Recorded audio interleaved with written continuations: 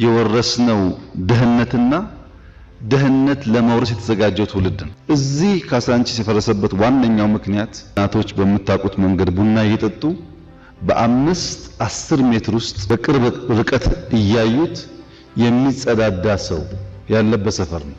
እዚህ ቡና ይጠጣል፣ እዚህ ጋር ደግሞ ሰዎች ይጸዳዳሉ። እነዚህ ሰዎች ህይወታቸው ካልተቀየረኛ ምን እናደርጋለን? ካሳንቺስ ከዚህ ቀደም ለረጅም ጊዜ ጥርሱን ሳይፍቅ የቆየ ሰው የሚያሳየው አይነት ፈገግታ፣ ለረጅም ጊዜ ማበጠሪያ ጸጉሩን ሳይነካው የቆየ ሰው በጸጉሩ ላይ የሚታየው ገጽታ፣ ለረጅም ጊዜ ሳይታጠብ ያልታጠበ ልብስ ለብሶ የምናየው አይነት ምልክት ነበረች። ዛሬ ታጥባ ታጥና አምራ በእንደዚህ ያለ ግርማ ሞገሳም ሆና ማየት ለኛ ትልቅ ስኬት ነው። ለህዝባችንም ትልቅ ኩራት መሆን አለበት። የሚደረግ ለውጥ ወይ ዘር ወይ ሃይማኖት ወይ ጾታ ታርጋው ብዙ ነው። ምን ችግር አለው? ሰው ህይወቱ ከዘመነና ከተቀየረ ቢሄድስ?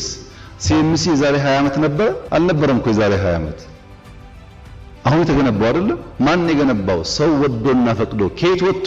ከካሳንቺስ፣ ከፒያሳ፣ ከሜክሲኮ። ምን ሲሆን ላይፉ ሻል ሲል አሮጌውን ጥሎ ወደ አዲስ ሰፈር ይሄድ